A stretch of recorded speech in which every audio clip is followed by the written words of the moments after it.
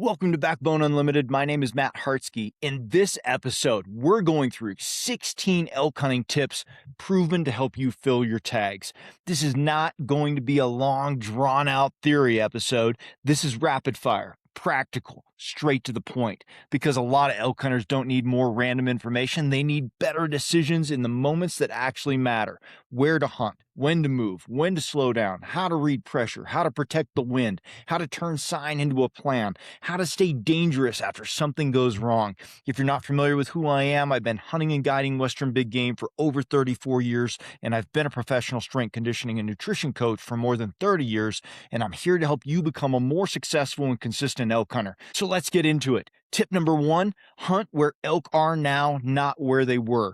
One of the biggest mistakes elk hunters make is falling in love with old information. Last year's bugle, last year's wallow, last year's trail camera picture, last year's opening morning encounter. That stuff can help you understand a pattern, but it can't replace what's happening right now. Elk are reacting to current feed, current water, current pressure, current weather, current cows, current wind, and current security. If those things change, elk change. So don't hunt memories, hunt conditions. Ask yourself, why would elk be here today? What do they gain by using this place right now? If you can't answer that, you're probably hunting hope instead of hunting elk. Tip number two, let fresh sign change your plan. Fresh elk sign is not just something to notice, it's information that should tighten your focus. A lot of elk hunters walk through fresh tracks, fresh droppings, torn up feed, bed, rubs, and that strong elk odor, and they keep marching towards some pin they made on a map 2 months ago. That's backwards. Fresh sign means elk have used that area recently, and possibly very recently. That doesn't always mean you stop forever, but it should change your speed, your awareness, your wind discipline, and your next decision. When the mountain gives you fresh information, listen to it. A plan is useful, but fresh sign is better. Tip number three, stop judging sign without judging location. A rub by itself doesn't mean much. A track by itself doesn't mean much. A wallow by itself doesn't mean much. The question is not just, is there elk sign here? The better question is, why is the sign here? Is it close to bedding cover? Is it near a bench, saddle, trail junction, water source, shaded timber, north-facing slope, or pressure escape route? Does the wind make sense? Does the terrain give elk security? That's where sign becomes more valuable. Weak elk hunters collect sign. Better elk hunters interpret sign. The terrain around the sign tells you whether it matters. Tip number four, get above the guesswork. One of the fastest ways to waste a hunt is to dive straight into a drainage without understanding it. Sometimes the best move is to actually gain elevation, glass, listen, study the wind, and read the layout before committing your whole morning. From above, you can see feeding openings, dark timber pockets, benches, saddles, escape routes, and hunter access. You might not always glass elk in thick country, but you can still glass the country itself. Where would elk bed? Where would they travel? Where would pressure push them? Where does the wind help them? The hunter who understands the drainage usually beats the hunter who simply hikes through it. Tip number five, hunt pressure like a food source. Everybody talks about feed and water, but on public land, pressure becomes one of the biggest forces controlling elk movement. Once hunters enter the mountain, elk don't just disappear, they adjust. They move away from easy access, obvious basins, noisy trails, exposed openings, and places where they keep running into people. That can actually make them more predictable for you. So look for the places that give elk security, harder access, thicker cover, steeper side hills, overlooked benches, nasty timber, roadless pockets, and terrain that most hunters don't want to deal with. Don't just ask where elk want to be. Ask where elk can survive once pressure starts. Tip number six, be in position before elk move. A lot of elk hunters are still hiking when elk are already making their most important moves of the day. If you're constantly walking into elk country after daylight, you're often arriving late. You're catching the tail end of the movement instead of being set up for it. The goal is not just to wake up early. The goal is to be in the right position before the elk need to use that area. That might mean feeding exits or bedding transitions, or saddles, benches, timber edges, or travel routes between cover and feed. You don't fill tags by almost being there. You fill tags by being there when elk arrive. Tip number 7, respect thermals more than your plan. You can have the perfect pin, perfect call, and perfect setup and still lose because your wind plan is wrong. In most mountain country, morning thermals tend to fall. As the sun warms the slope, thermals often begin to rise. Later in the day and into the evening, they usually start dropping again, right? That pattern is not perfect every day, but it is real enough to build your hunt around in general. Your setup has to match the wind you actually have, not the wind you wish you had. Before you move, you've got to ask and check, where is my scent going now? And where will it go 30 minutes from now? Hey, if you hunt public land elk and you're tired of grinding through random seasons, I built the Elk Hunting series of ebooks for you. Most hunters don't struggle because they lack effort. They struggle because they lack a system. And that's exactly why I built the Elk Hunting ebook series as a complete progressive framework for Western elk hunters who are done guessing and ready to hunt with intention. Volume 1 is going to be Foundations and Reality. I reset your mindset and expose the assumptions that quietly wreck seasons.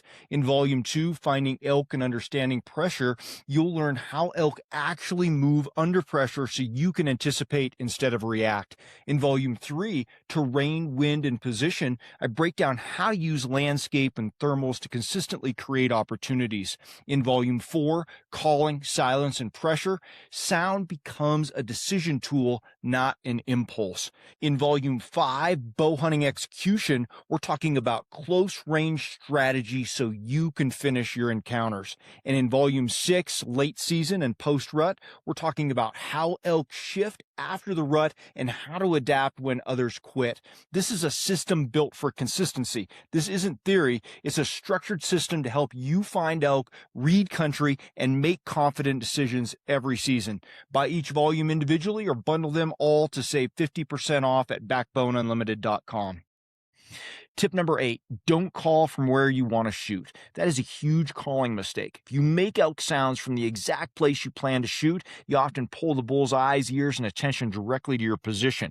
So when he comes in, he's looking for the elk that made that sound, and all he finds is you or nothing, and that seems a little suspicious to him, and that's why he tends to hang up. Whenever possible, you've got to create separation between the caller and the shooter as well. Even a little bit of distance can help shift the bull's focus away from the person trying to draw. And if you're solo, you have to be even smarter. You've got to call, then move if the wind and terrain allow it. Don't let your sound expose your exact position. Tip number 9, call less when the elk are nervous. Calling is absolutely powerful, but calling is not magic. You have to read the room. If elk are pressured, quiet, suspicious, or already on edge, more calling can make the situation worse. A bull that's been fooled, pushed, or challenged repeatedly may not respond like an unpressured elk on a perfect September morning.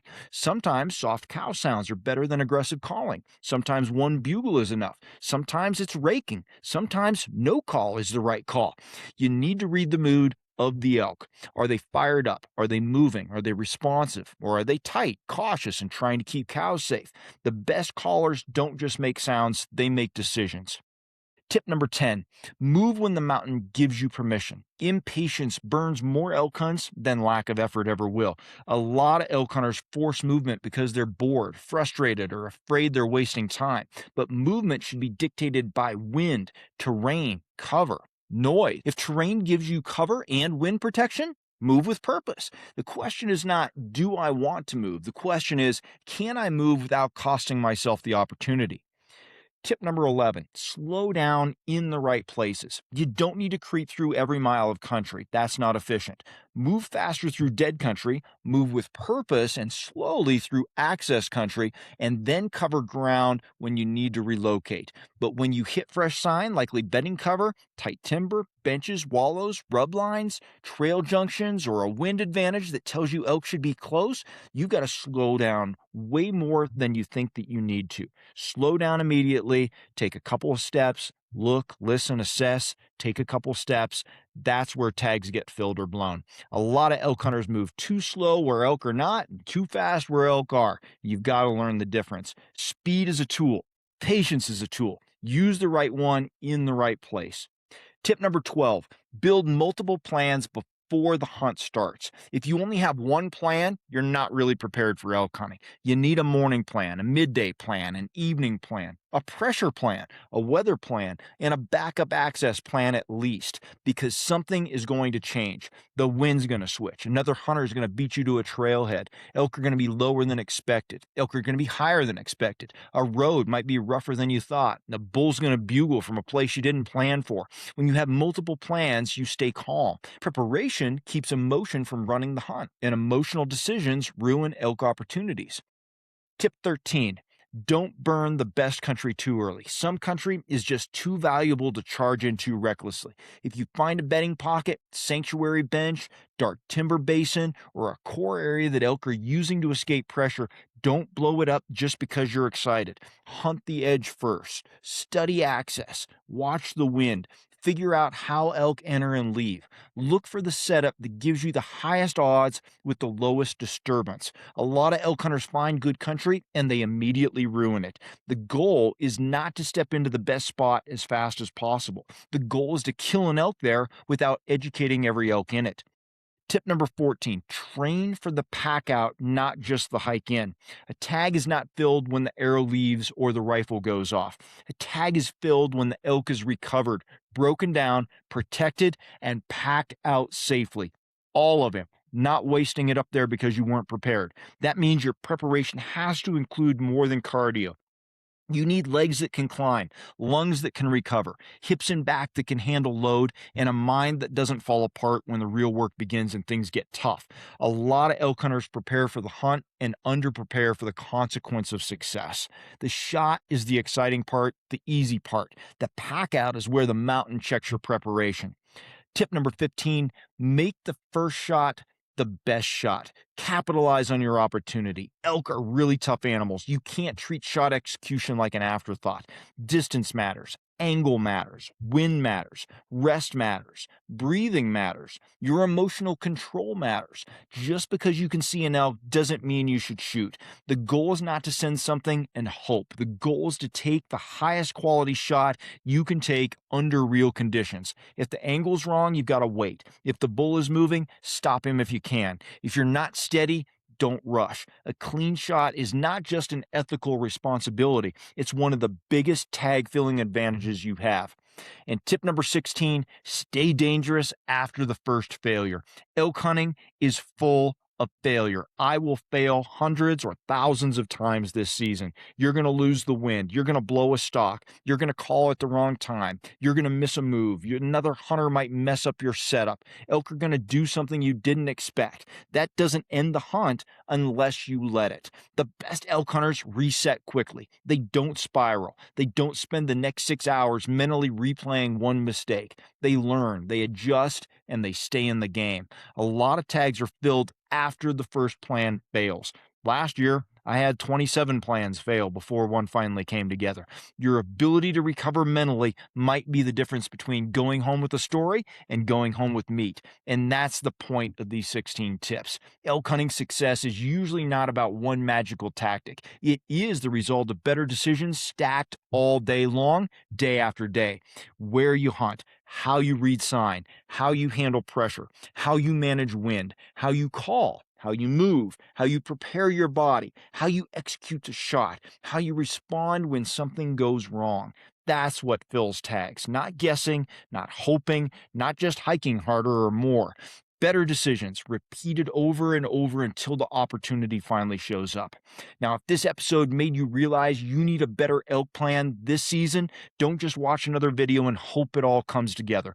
Build the plan now. If you want to study my full system on your own, start with my elk hunting series of ebooks. And if you want daily guidance, accountability, and a place to ask your questions as season gets closer, join Team Backbone. And if you want my eyes on your actual hunt plan before season, your maps, terrain, access, pressure points, and strategy, book an elk hunt plan audit with me and I'll get you squared away.